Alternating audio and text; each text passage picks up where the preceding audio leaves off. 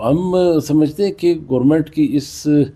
بکلاٹ سے جو ہم نے پہلے سے کہا کہ فارم 47 کے تحت جو ان لوگوں کو آپ زبردستی مسلط کریں گے حقیقی قیادت کو، حقیقی پارٹیوں کو پس پوچھ ڈال کے اس کا راستہ روکے، تو اس کا نتیجہ تو یہی آئے گا جو ہمارے سامنے ہے اس وقت، کہ ایک ایشو کو سالو کرنے کے بجائے وہ اس کو یعنی جتنی بھی یہ اقدامات کر رہے ہیں کہ نوجوانوں کو جب آپ اس پہ جمہوری طور پہ احتجاج کرنے سے روکیں گے تو دوسرا راستہ کون سا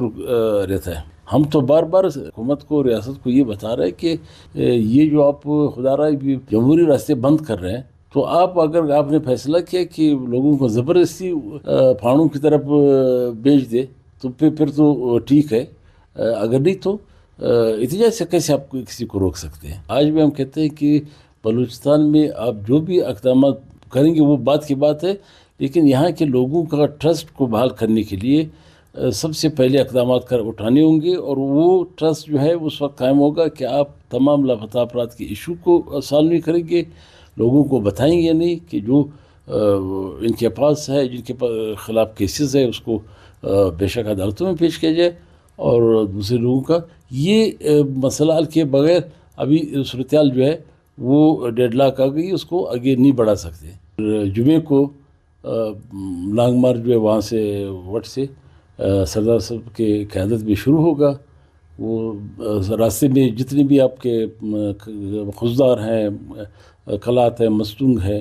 اور یہاں سے رخشان ڈویژن کے جتنے بھی پارٹی کے دوست ہیں وہ آئیں گے آپ کے لکھپت سے پہلے، یہ اس میں شامل ہوتے جائیں گے، اور یہ آئے گا کوئٹے کے اندر ہوگا۔ ہم نے یہی ریکویسٹ کی اپیل کی ہے کہ آج جو ایشو آیا ہے یہ صرف ایک پارٹی کا ایشو نہیں ہے اور نہ ایک تنظیم کا ایشو رہا ہے، اب یہ بلوچستان کے لوگوں کی عزت اور زندگی اور موت کا سوال بن گیا ہے کہ آپ کے خواتین بچوں کے ساتھ جس طرح رویہ رکھا گیا کہ ڈائریکٹ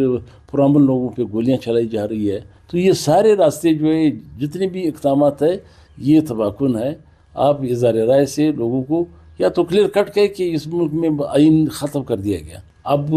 یہ ہے کہ ہم اور یہ سارے جو غیر آئینی اقدامات ہیں وہ جوڑتے ہیں ریٹ آف دی اسٹیٹ اور ریٹ آف دی گورنمنٹ۔ بھائی ریٹ آف یہ کس نے طرح کا ہے کہ آپ گورنمنٹ کس قانون کے تحت چل رہی ہے؟ تو یہ ایک قانون ایک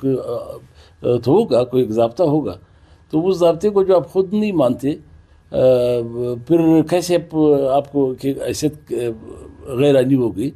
تو یہ ساری چیزیں جو ہے یہ تباہ کن ہیں، اور یہ اس کا نتائج جو ہے